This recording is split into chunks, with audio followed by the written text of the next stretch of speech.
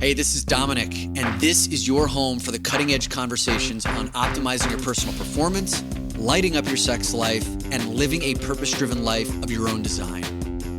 These are the topics that Dominic and I have both struggled with in our own lives and still don't always get right. This is Brian. Welcome to the Great Man Podcast. Nicolas Gregoriades is one hell of an impressive guy. He holds a distinction as the first person to earn a black belt in Jiu Jitsu under the famed mentor Roger Gracie, the 10-time world champion and widely considered to be the greatest Jiu Jitsu practitioner of all time. He's the former co-host of the London Real Show, which is one of my favorite channels that I subscribe to on YouTube. They have over 1 million subscribers. They have interviews with many of the world's greatest experts like Simon Sinek and Ferriss and Aubrey Marcus, Robert Kiyosaki of Rich Dad Poor Dad, Mantak Chia of the Multi-Orgasmic Man. The list goes on and on and on.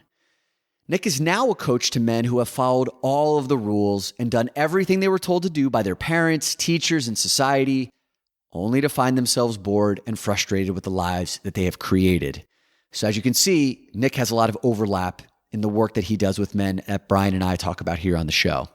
In this episode, we talk about Nick's process for how he secured mentorship from and connection with the best of the best, these seemingly untouchable experts like a Roger Gracie or a Ferriss and Aubrey Marcus, and how he's gone out and established connections with them. He shares his process so you can replicate it for yourself. How most men are not at all aware of how many negative inputs we expose ourselves to, especially before bed, that are unconsciously creating a profound impact on your mood, your motivation, and your worldview. Nick fearlessly talks about how his sexual abuse that he was exposed to at an early age caused a private sense of shame for many years and drove many of his unhealthy sexual impulses before he learned about and employed a unique process that helped him to heal that trauma. And guys, this is the first time that Nick has ever really spoken publicly about the sexual abuse that he experienced as a kid. So we are gifted with him sharing that story with us. And finally, how most men's biggest fear is not living up to their potential. And Nick is emphatic that your purpose is not something that you find, this hidden thing that you have to go out and seek. It's actually something that you must create for yourself. Nick is a man on the path to living the greatest man within him. And we bring him to you to help you on your journey. Enjoy.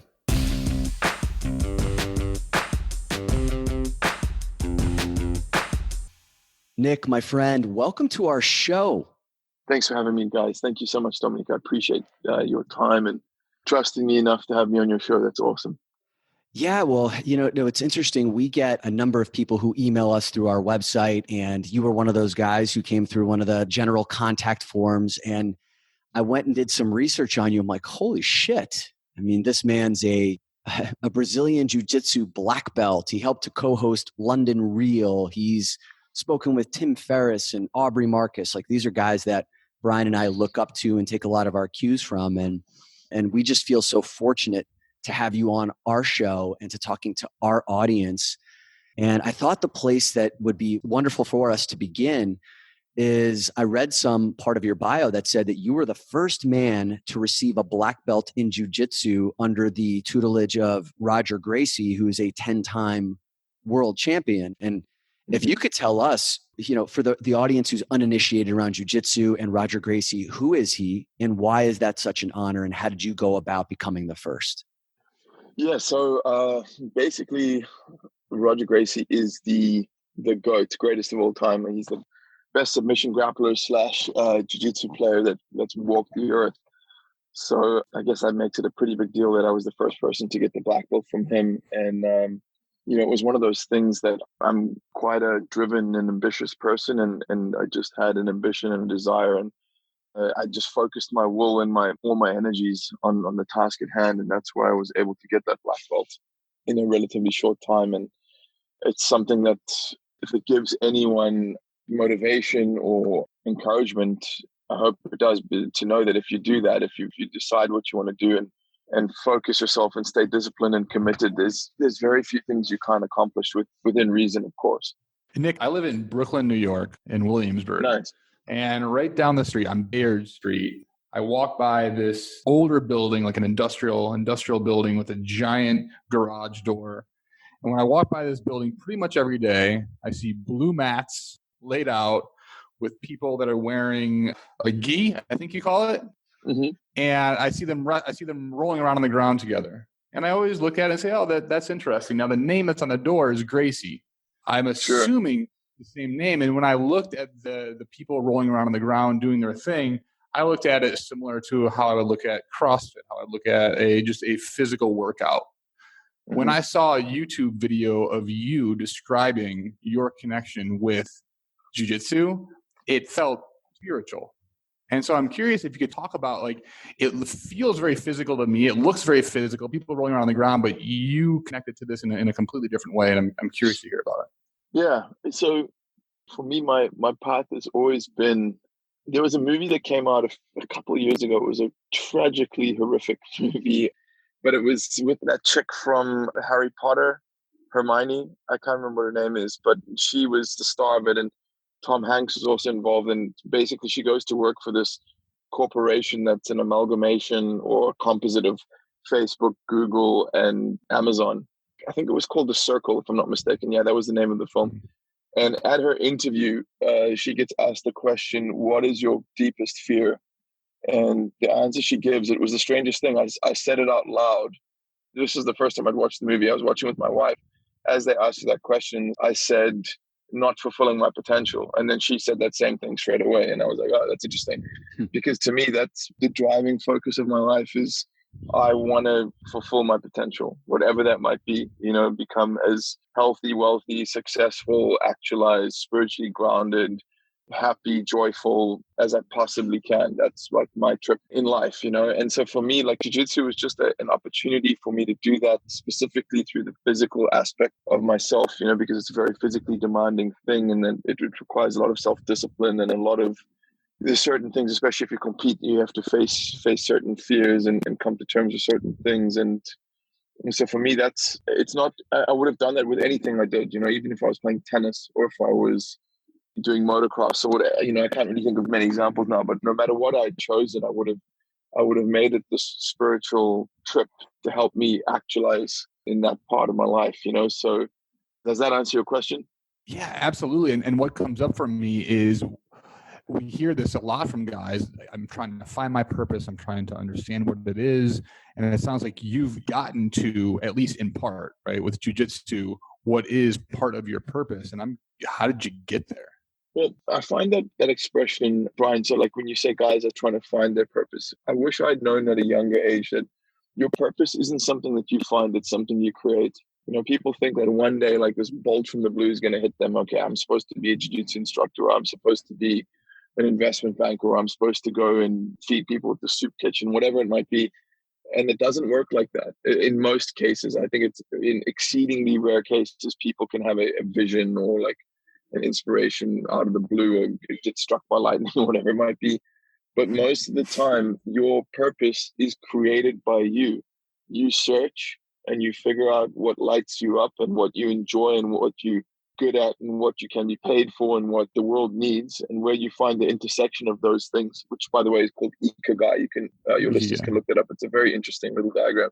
Where you find that intersection, then you make a decision and you take courageous action and you say, okay, this is going to be my purpose. And then it happens, right? It requires discipline and focus and will and courage and all of these things. It's not just something that you can go buy on the shelf, like it says Acme purpose, like it's something that you create, right? I love that, Nick. I love the distinction between finding it or thinking that it's this thing that's out there, like this treasure that you have to sail across like oceans to find and then scavenge to find it, versus creating it. Because for me, that says that there's a certain level of command that brings into your, like, you have the command, you have the control to find that. And when you talk about your deepest fear of not living out your potential, that hits at the heart of what the men that listen to our show express when they're feeling that sense of, I know I could be doing more, even though I'm achieving a lot. I have accolades, I've got money, I've had some level of success. I have these things on paper, but I'm feeling restless. I don't know what that's about. And one of the quotes that we speak of often on the show about the definition of hell is that at the end of your life, the man that you became meets the man that you could have become. Right? That's a wonderful one. I've heard that before. I haven't heard that for many years, but it's so good to hear that again. And that is an extremely powerful thought. Thank you for sharing that with me, Dominique. Well, yeah, you evoked it. And so I would love to kind of go back to this calling that you found around jiu-jitsu. And, one of the things that I was doing my research, even before you had reached out to me about, I'm a big believer that a man needs to make a 10-year commitment to doing inner work on himself. And 10 years sounds like a long time, and it is, but you can live an entire lifetime over a 10-year period.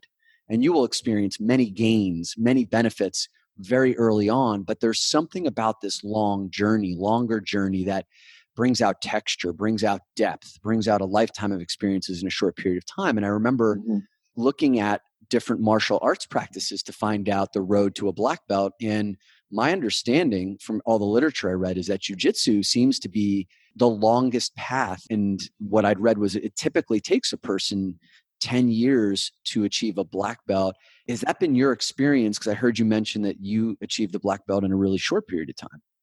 Yeah, generally, for me, I think that 5 years is pretty standard chunk of time in which you can achieve great things. I have a very successful business mentor, and he said that he and all his peers, they work in 5-year blocks. They plan things in 5-year chunks because that's generally how long it takes them to do things. And, I still am involved in jiu-jitsu, but it's not my full-time occupation anymore, as I've moved into the transformational coaching. And I wanted to make the point that your purpose can change over your life. Sometimes you achieve your purpose. It's not necessarily this nebulous thing that is floating out in the ether and that doesn't have quantifiable goals or milestones. And for me, I largely feel that I achieved my purpose with the martial arts. And that's one of the reasons I've started to move into other things. We love it. One of the things that you had mentioned in our dialogue leading up to this was that you tend to work with men who have lived somewhat of a default existence, right? They kind of fell into a script of someone else's story about what success would look like. And now you're starting to crack them open to what it is that they want. And by the way, many of those men, and myself included for the first 30 years of my life, can be quite successful. You can have everything in the world on paper, living a default existence, except for fulfillment maybe and happiness. And it sounds like you're doing deep inner work, whether it's one-on-one or through group retreats with men, on stepping into their courage to break free from that. Can you talk to us more about what you do with them? Yeah, that's a great question, Dominique. So, for me, I really do believe that, funny enough, just before this episode, I recorded a different podcast called Thoughts That Rock. And they asked me for one, they start the show off by asking you for one powerful thought. And mine is that you really are deserving of the very best that the world has to offer. And a lot of the time, men, they achieve certain things in certain spheres, but it usually comes at a sacrifice of something else. The most useful example, the most common example is the guy who goes to work at an investment bank for 20 years and makes his fortune, but in the process ruins his health and usually becomes a husk of a human being because, he hasn't done anything truly adventurous or neglected other aspects of his life. And so for me, I don't believe that, I think we live in an age where you don't need to make those choices anymore, or those sacrifices. You really can have it all. And if you have the courage and the discipline, you will have it all. And so one of the things that the men I work with, often they have something, one guy might have a wonderful relationship with his partner and he doesn't have any issues with women, but he might struggle with money. Right. Another guy might be a phenomenal athlete and have his wealth and finances sorted out, but he can't keep a healthy relationship or he attracts the wrong type of woman. Some guys got the relationship and the wealth thing down, but his health has suffered because he's very sedentary. Or another guy might have all three of those things, health, wealth, and relationships, but he's got absolutely no connection to his spirit and to the infinite and to the deeper web of energy that connects us all. And to me, I think if you don't have all of them, you're not being a complete man. You're not being that man that would come visit you on your deathbed. You know what I mean? Like, you're not being that guy the man you could have been. So I come from the perspective of, you don't need to choose. All it takes is, I don't want to say a little bit of thought. It usually takes a lot of thought to figure this stuff out. But yeah, it takes thought and courage. But there is a way. There are men who have done this before. Then there are men who are doing it now. There are Renaissance men alive today who are moving through the world in incredible ways. They're healthy, wealthy, wise, and getting laid, right? Like, or they have all those things, and they're also running charities. We live in an age where it is possible. And to me, I say, if it is possible, why not at least try, right? Why not at least try to live a life like that? And so largely the work I'm doing, there's several components to it, but the first thing is just a lot of people are so narrow, they have such narrow focus because of, what society and their families has taught them, that they can't even see the possibilities that exist for themselves. They think their choices are always binary. Like, it's, you either work a sucky job and have money, or you do a job you enjoy and be broke, right? That's the binary choice that most people think exists. But that's not the case, right? There's always more possibilities. So I help them see those possibilities and create plans to fulfill them. And then also, the strangest thing that I found when I started doing this work is that a lot of the time it's just men have been so trained to ask for permission. Like I said it on another show, we grow up asking our parents for permission, and then we get to school and we have to ask our teachers for permission. And then we get to work and then we have to ask our bosses for permission. And then guys get married, and most of the time, the honest truth is that they have to ask their wives for permission. Mm-hmm. And a lot of the work I do with these men is just to, give them permission. Like, I'm like, look, okay, you've paid me this money. We're doing this course. I'm giving you permission to go and do this. And then ultimately, I want them to get to a point where they realize they don't need anyone's permission to live the life of their dreams, right? Like, it's up to them. Absolutely. Nick, I love what you're saying, in that guys that you work with sometimes struggle to even see what the possibilities are. You said you work with them on that. I'm curious, like, what do you do? Because that's something that we find with the work that Dominic and I do, is how do we crack that crust? And I don't know if that crust is called ego. I don't know exactly what it's called, but how do you crack that so that we can see possibilities, we can see what else is out there? I think the person who is, like, so when I work with someone, the coach or the person who's dispensing the advice, the fact is that they have to be a very open-minded and mentally flexible person with a broad body of experience, because unless they have those elements, they're not even going to be able to see the possibilities themselves, right? So if I take a guy who's worked at McDonald's who's 21 years old and just spends his life playing video games, and get him to dispense or try to get him to show men possibilities for their lives, it's going to be unlikely that he's going to be able to do that, because he just doesn't have the tools, right? So I think the first thing is the quality of the individual dispensing the advice and their experience, and his open-mindedness and mental flexibility. That's going to play a large role in him even giving the correct possibilities. I guess the other side of the equation is, how do we help those men hear them when we describe them to them? And that is a little bit more difficult. I think you have to start slow and perhaps get them to take a small action.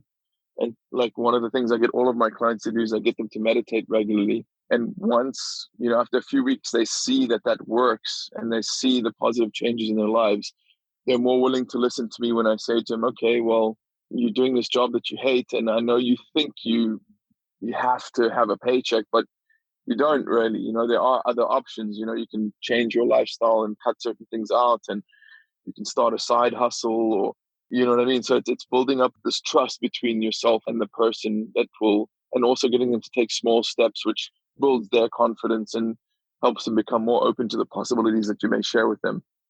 You're shortcutting Dominic started a lot of this work when he went to Sex Addicts Anonymous. I started this work after cancer. And my hope for guys and the guys that you work with is that they don't have to go through trials like that in order to see what possibilities are out there. And so that work of even trying something small and developing, even a meditation habit and developing that trust, that's key and high impact. So, yeah, I appreciate you recognizing that, man. And Dominic, I don't know how, but it slipped when I did my research on you guys. It slipped. I didn't realize that you had been to Sex Addicts Anonymous. That's fascinating to me. I haven't been to Sex Addicts Anonymous, and I'm a happily married man who doesn't have a sexual addiction issue now, but there was definitely a point in my late 20s, early 30s where I was rapidly heading down that road. I'd love for you to share with me a little bit about that. Yeah. And what's interesting, Nick, is I listened to your Aubrey Marcus interview, which I think was about, 4 years ago now, where I remember you posing him the question, and you're like, hey, you're a guy with options, Aubrey. And Aubrey has a lot of options in terms of women. Sure. And it was like you had a history that you openly disclosed that you had cheated on previous girlfriends. And that was how I ended up in Sex Addicts Anonymous, where the one woman that I'd ever fallen in love with, who I'd ever allowed to get close enough to my heart, because I'd had this public facing Dominic where, this was the image that I thought the world wanted from me, that was acceptable, that I had been raised and conditioned and socialized into believing that was okay. But then this other part of me that was like, I had sexual desires and drives that were beaten out of me at a very early age from Catholic upbringing, from what was acceptable in my house or not. And that side of me was like really drawn to porn and to sexual situations. And, eventually when she caught me that I'd been sexting with a bunch of other women and that I'd cheated on her with 3 separate women on 3 separate occasions, that this public and private Dominic finally collapsed. And in order to save the relationship, I went to Sex Addicts Anonymous, not recognizing how deep my problems had run. And so I went to save the relationship. I stayed to work on myself, and I ended up leaving the relationship probably 8 months later. But I stayed in Sex Addicts Anonymous for 4 years. And I'm so deeply grateful for that experience, because she gave me the opportunity to, we talk about ego death, and there was like a ritualistic killing of that part of me, that part of me that no longer served, the immature boy that was caught up in a man's body. And I put that guy to bed gracefully and decided and defined the kind of man that I wanted to be going forward, and had to confront a lot of the shame I had around my sexual behaviors. And shame is a huge thing for men in many areas of their lives, particularly their sexual arena, with the desires and fantasies. And I detected some shame from you when you talked to Aubrey about, I'm in a committed relationship, but then there's this woman. And then I let myself go down that path of how hot she is. And then like the idea of approaching her. And then like I automatically go all the way down all these different steps when I could have stopped myself in the beginning, and like being shameful about having those thoughts, when in many cases the thoughts are natural. It's just like the meaning you make of it and the behaviors that spring from it after that.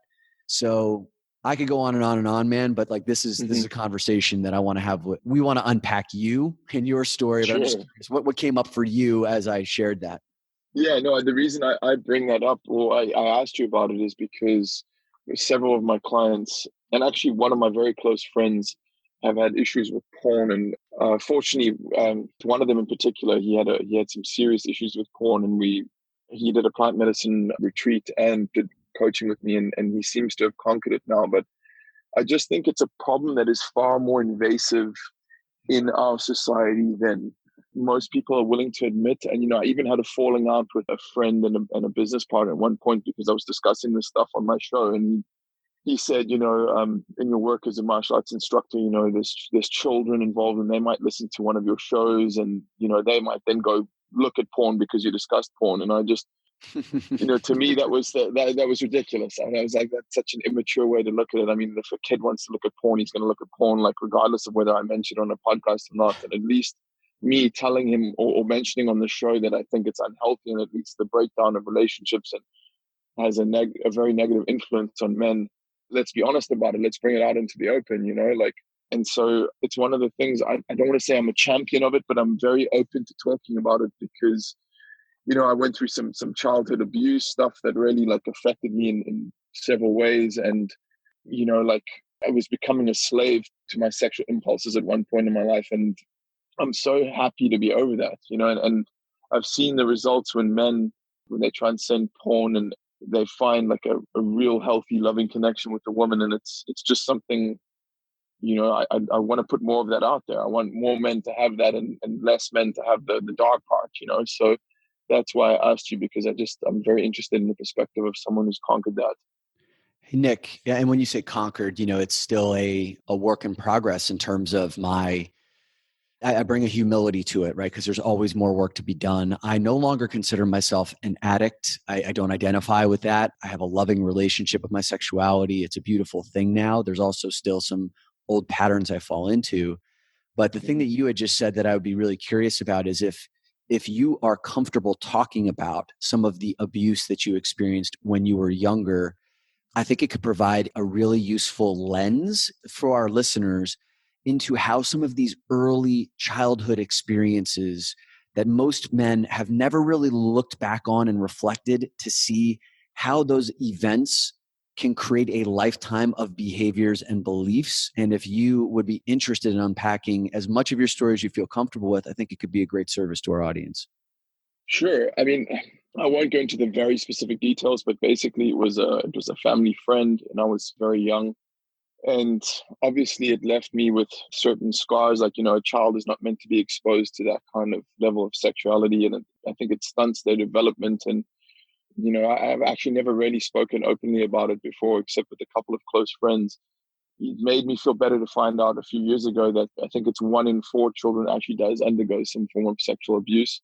Yeah. And yeah, there's a lot of shame around that stuff. But the thing that I've realized is that I was listening to an interesting audiobook the other day, and this woman is explaining how she gets people to do this exercise, which I think is phenomenal, called a monster party, right? So in your mind, you go into like a meditative state, and then you create a party, including the full decor and the settings and all the people that are going to be there.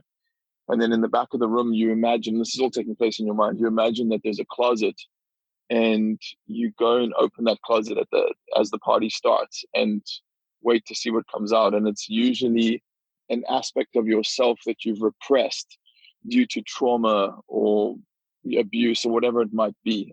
And, that aspect of yourself, because he's locked away in this cupboard and repressed, he manifests in other ways, right? Like he'll force himself out in other ways, whether it be detrimental behaviors or negative habits or whatever it might be, or attracting the wrong kind of people into your life, until he's recognized and until that monster or that part of yourself is recognized and reintegrated into your life. You'll never operate at peak efficiency. You'll never become an integrated, whole, healthy human being.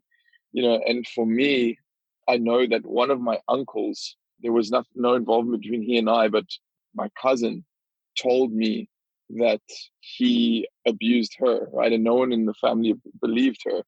And I always, since that point, I couldn't stand the guy. And I looked at him as an absolute wretch, and I just didn't want anything to do with him. And then when I did this exercise in my mind of throwing the monster party and opening the closet, like it was my uncle, right? And I could see what a wounded, literal wretch of a man he was, and what like the abuse that he inflicted on my cousin, what it did to him on a spiritual, physical, mental, and emotional level, and how much he was hurting, and what an injured little child he was. So I took him into the party, and I let everyone know that this is my uncle and I'm not ashamed of him. And because it was a part of myself, you know what I mean, that was reflecting. And yeah. That was a deeply healing and cathartic exercise that I did, and I guess that's pretty much as far as I've reflected on this and that I'm able to share. And I hope that helps someone. If you went through that, you're not less of a man, and you're not less of a human being. And it happened for whatever reason. And the sooner you face it, and the sooner you find that part of yourself that obviously was splintered off when that happened, and, give it what it needs, the sooner you can go beyond it.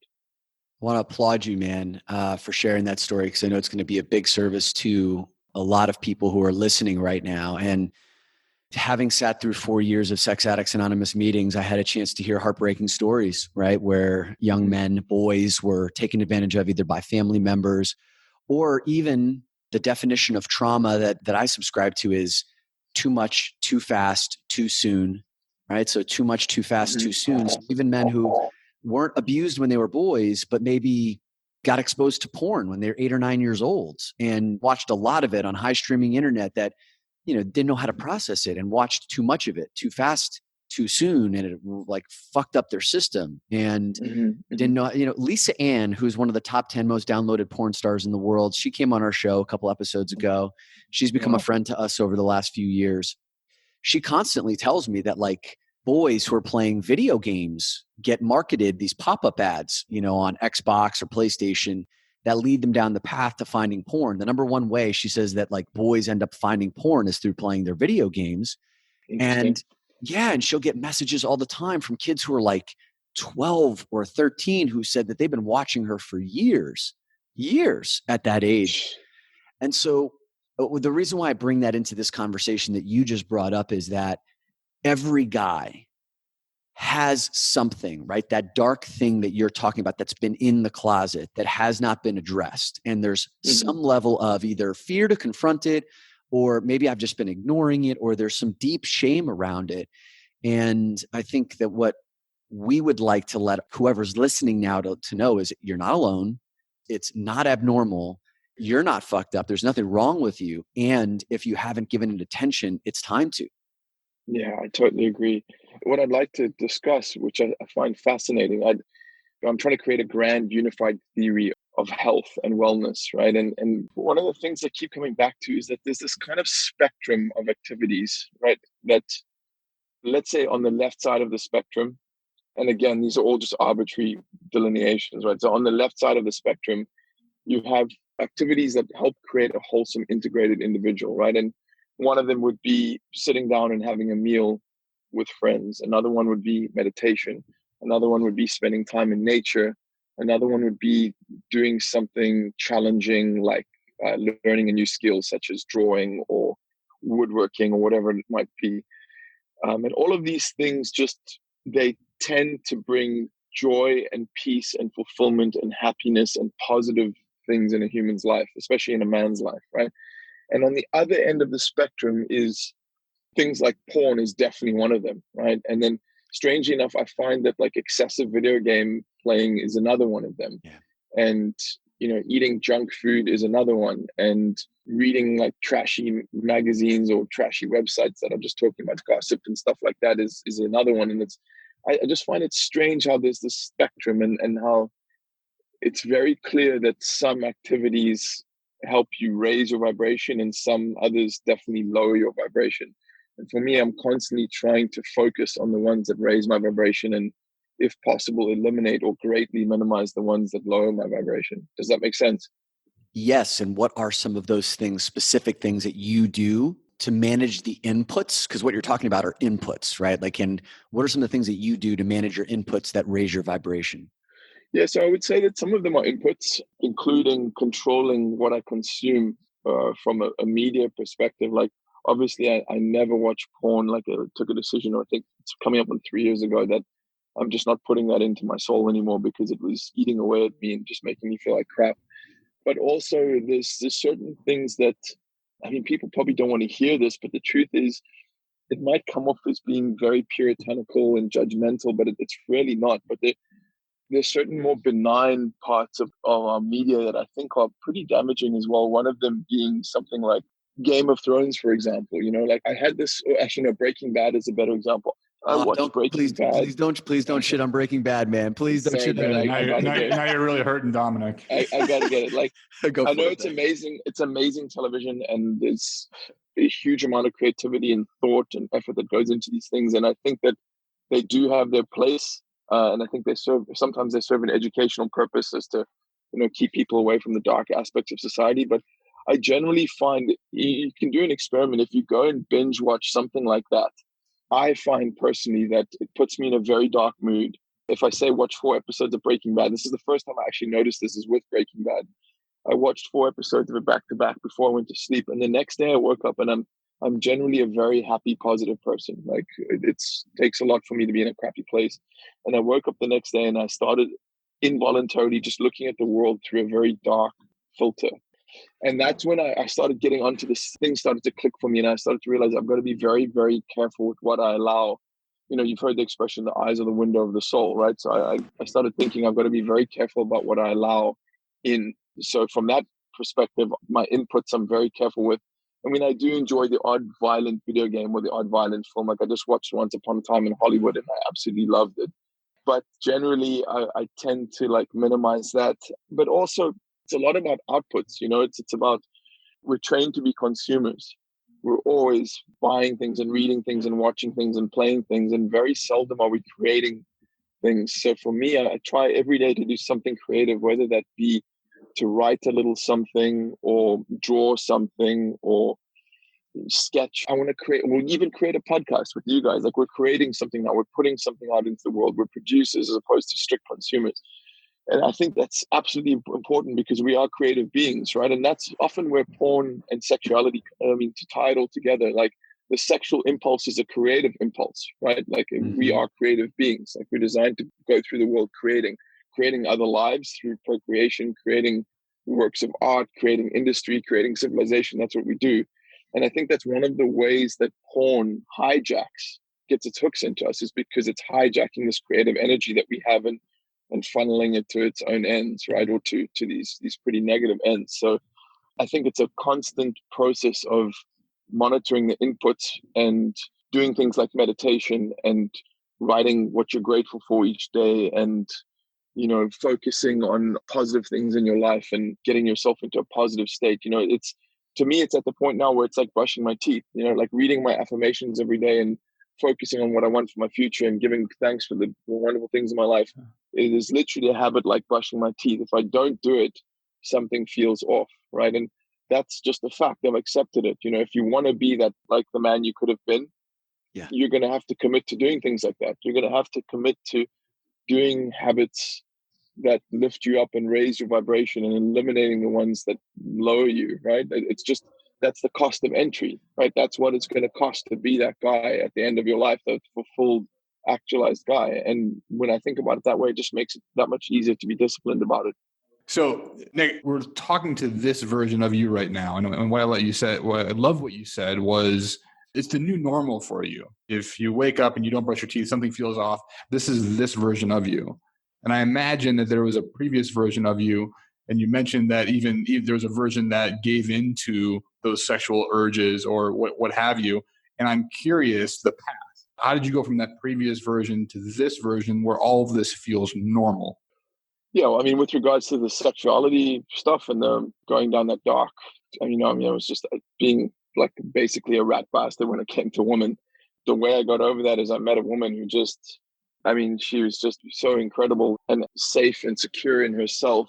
And she wouldn't put up with any of that. And I realized, okay, yeah, it's a choice. Like I either get over that or I lose this woman. And so I made what I think is the correct choice. And I'm extremely happy and grateful that I chose her because she's probably the best thing in my life. So with regards to that aspect of myself, that's the path that I took. And with regards to the other stuff, it's constant refinement. You know, like life is a process, especially if you're on a path of self-actualization or self-development or the fulfillment of your potential. Not all of it can be learned from books or mentors or other people. A lot of it comes from experimentation, you know, so I'm constantly tweaking things in my diet or, you know, for example, the story I told you about Breaking Bad is it's self-awareness, you know, like I know myself, I know my body and my mind and my spirit very well. And if something is off or something is out, it becomes apparent very quickly for me. And then I try to take action to correct it. I don't always have the discipline to do it, but I really make an effort to do that. And, you know, I'm still growing, I'm still learning, I'm still an incredibly flawed human being, but I like to think that I am getting better every day. Nick, I'm going to go ahead and forgive you for shitting all over my favorite show of all time. But you know what's interesting, man, is that I felt the same exact way with the show Sons of Anarchy. I know exactly what you're talking about. I felt the same way. I still watched all 6 seasons of it, but like it was definitely something that actually changed. But this was a few years ago, and it definitely changed my viewing behaviors after that. Yeah. Well, I mean, just very quickly, I know you have other questions and other topics to go to, but if we just look at it and examine it for what it is, right? Which is, you know, most of us consume these things at night, right? Like when we're pretty tired. And so you watch like, I don't know, 3 hours, 2-3 hours of people raping and murdering and killing and double crossing each other and doing drugs and God knows what else it is. And all this drama and negative emotion. and then you go to sleep, right? And that stuff filters into your subconscious, right? It's obviously going to do it. I mean, it doesn't take a rocket scientist to figure that out. And then you wake up the next day. I mean, look, you're not going to go and steal a motorcycle or pistol whip someone or anything like that, but you're going to see that negativity and that emotional drama and remember, just think about the stress hormones that are released when you're watching like 5 dudes jump on a guy's head, or like some guy get into a fight in prison, or, this stuff all has an effect on us. And I think we take it for granted, and I'm not saying you should lock yourself in a white room and never engage with anything in the world. I'm just saying be aware and consume these things consciously. And you might, if you do that, you might change your patterns of consumption. Yeah, I love this moving from rules to awareness. We talk about that with interacting with women and kind of what are the new rules post Me Too. It's like, well, the rules aren't necessarily changed, but our awareness needs to. And I hear you saying the exact same thing, because we can apply that to any kind of input, any kind of consumption, any kind of doing or action, is just bringing awareness to that. Agreed. You have to have rules are good up to a point, but then you have to have a little bit of flexibility and self-reflexivity to be able to figure out, where you need to bend things a little bit or be a little bit lenient with yourself. And that is largely through self-knowledge, right? That sounds like wisdom derived from a black belt practice in jiu-jitsu, my friend. Appreciate that. I just want to be a black belt in life. That's the honest truth. I love the sound of that. Yeah, sign us up for that too, man. We are on that journey with you. Nick, I think you could provide both Brian and I some guidance in the respect that I think one of the things that I aspire to get better at is going and seeking connections with people that I look up to, the best of the best, and learning from them.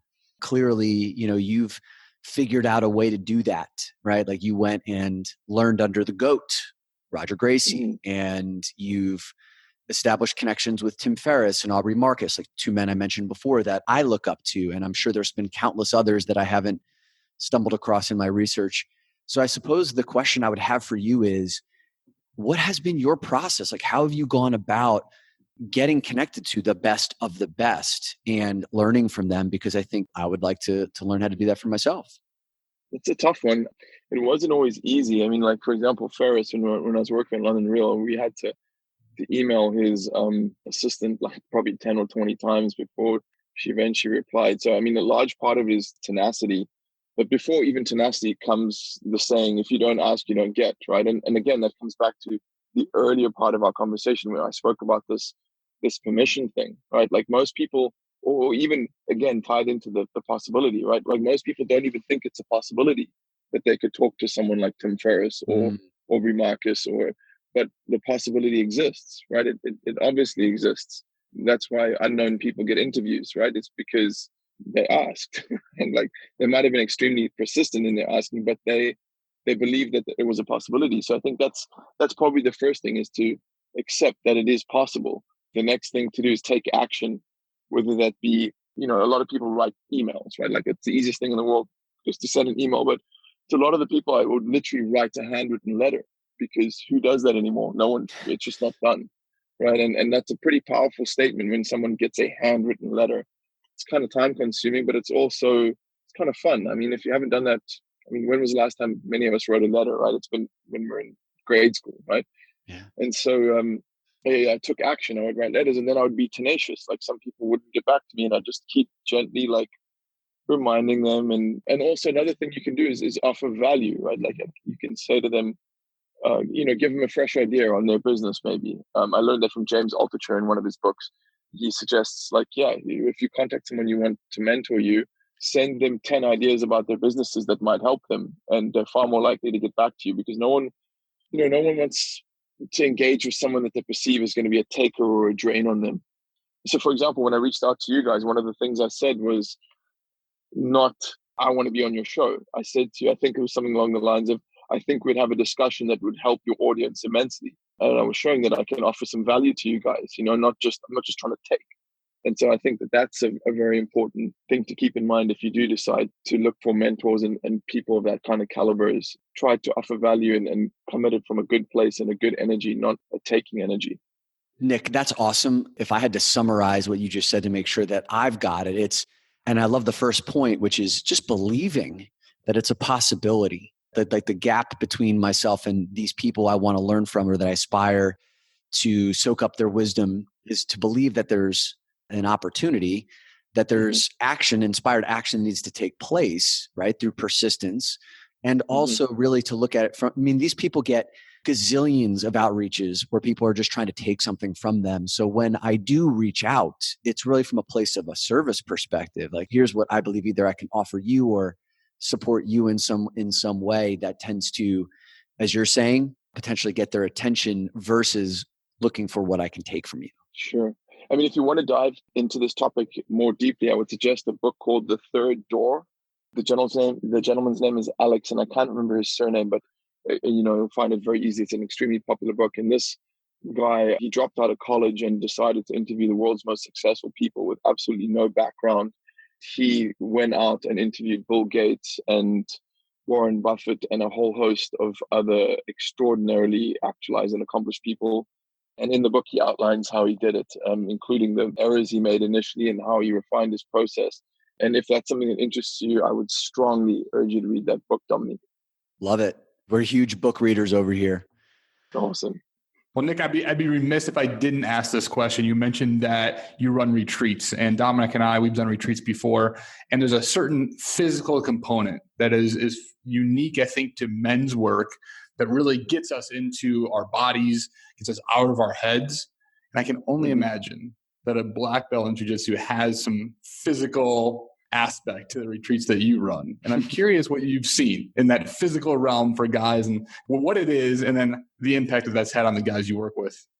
Yeah, that's a wonderful question, Brian. A lot of us, I fall into this trap myself because a lot of my work is in front of a computer. And in the modern world, like most of us, I consider myself a knowledge worker. I'm doing a lot of things at my laptop, a lot of writing, a lot of abstract thought. And there's a tendency when you live work like that to get more in your head, because you're using your mind constantly. So you're basically revving that or spinning that engine up, and then it has a tendency to have, once it's overcome the inertia, it keeps spinning, right? And so you have a lot of mental chatter. And so a lot of us, we need something to bring us back down from the head back into the body, and there's many ways to do it. A martial art is definitely one of them. Any sort of physical activity like lifting weights or playing some kind of sport really helps with that. On my retreats, what we're the first, I've just done one prototype one, and we're doing the first one next year in March in Hawaii. But what we're going to do is I'm getting an acro yoga expert in who is, acro yoga is a form of yoga that you do with a partner, like you suspend your partner above you using your legs, and then you stretch each other out and using a partner, which is really cool because it engenders this. Not only does it help improve your body awareness and get you back into your body, but it also helps you engender a sense of trust, and also you're working with another guy. So there's a lot of weird touch stuff in our society, right? Like for whatever reasons, some of it could be negative reasons because like a guy's undergone some abuse, or some of it could just be that he came from a household where his mom and dad weren't very affectionate physically, or for whatever reason, a lot of men they're afraid of physical touch, right? So that's one of the things we will be doing in my retreats is helping men overcome that through things like acro yoga, and we'll do not a lot of physical training, but there'll be an introduction to get the most out of your body using body weight exercises and good nutrition strategies and things like that. So this is definitely a body component, but I think the work that I do is, again, it's coming back to the beginning of our conversation. It's treating the whole man, right? There's emotions, there's a spiritual component, there's a physical component, and I don't want any of them to be neglected. Dominic, I don't know if you remember, here in the States, there used to be a TV show called, I think, Jocks versus Joes. Do you remember this show, Dom? No. It's where a regular guy, a normal everyday guy, gets on a football field and tries to block, somebody, or tries to catch a pass from Peyton Manning or something like that, right? And it was entertaining to truly see the difference between an amateur and a pro. And I'm just saying, Nick, throwing it out there as an idea, I think I would pay money to go to a retreat to get down on the mat with you just to see what happens, just to see what a pro versus a not pro looks like. But drop in one of my classes at some point. Right. We'll answer that very quickly, I'm sure. I'll put you with one of the blue belts, and they'll take care of you for sure. I'm not even ready for the black belt. I love it. You could probably throw us with the yellow belts or the whites, man. We got nothing. Hey guys, near the end of our conversation with Nick, his internet connection abruptly cut out. Nick was calling in from his home country of South Africa, where the internet connection is quite unstable, and unfortunately, we were not able to get him back reconnected. I was able to speak to Nick a few moments later, though, and we ended up having a really powerful conversation that I wish we could have recorded for you, but I will summarize the sum and substance of that conversation. I mentioned to him that I was surprised that at the outset of our interview, when I asked him about his history of jiu-jitsu, that he didn't seem to want to go too deep into that part of his journey, and he pivoted away from it quite quickly. And I asked him about that, and he said, you know what, Dominic, jiu-jitsu was a big part of 20 years of my life, right? I dedicated my best life's energy to it, but near the end, it became work for me. I lost my passion for it, lost my drive, and I know it's a door opener for me. I know people love knowing about that part of my story, but my real passion now is around coaching and running these transformational experiences for men who have followed all of society's rules and are now looking for a way to step up into this next part of their life through passion and living out their potential. And I thought this was such a potent part of his experience because he achieved mastery in his craft. Most men will never achieve the level of mastery that he did in his life. And the fact that he was willing to walk away from it, that he no longer had a fire for it, I think is a really powerful part of his story. And I know that during my journey, when I was spending 15 years in corporate America, never having tasted a fraction of the success that he did in terms of mastery of his craft, but still doing a pretty damn good job, at least by my own measure, I lost my passion for that business, and I was complete with that part of my journey, and I decided to leave it behind and change that part of my life so that I could do this next part of my journey. And so many people weren't able to understand how I could leave something so successful behind. It was because I was done with it. I was complete. Nick felt the same way. And it reminds me of a few passages in The Way of the Superior Man by David Deida, one of the most influential books of my life, where David Deida talks about this experience that many men won't know quite how to put their finger on, but the thing that was so central to your life for so long, suddenly you lose your drive for. And most men experience this as a failure or something wrong with them, when in actuality, it's a graduation. And it's something to be celebrated, that this layer has now been complete and you can move to a deeper layer of understanding the new depths of what your potential is and what your purpose is as you create it. And so you should be willing to embrace that and to be able to change everything about your life, which is one of the things that David Deida talks about and one of the things that I employed, and it sounds like Nick is as well. So if you have been inspired by Nick, and I will link these in the show notes, the way that you can find him is on liberationmentor.com, liberationmentor.com. He's also founded the Jiu Jitsu Brotherhood, which you could find at jujitsubrotherhood.com. Both of those websites actually link to the same place. And you can sign up for his newsletter. He's got a bunch of free resources there. And then you can connect with him there to do one-on-one coaching or attend one of his group experiences. Thanks for listening. Hey, if you dug this episode, how about dropping us a rating and a review on Apple Podcasts? It'll take you no more than a few seconds, and every rating helps us to build credibility with potential new listeners. And the more listeners we have, the more amazing guests that we can attract and bring on the show for you. So head over to Apple Podcasts, drop us a rating and review, and by the way, thank you.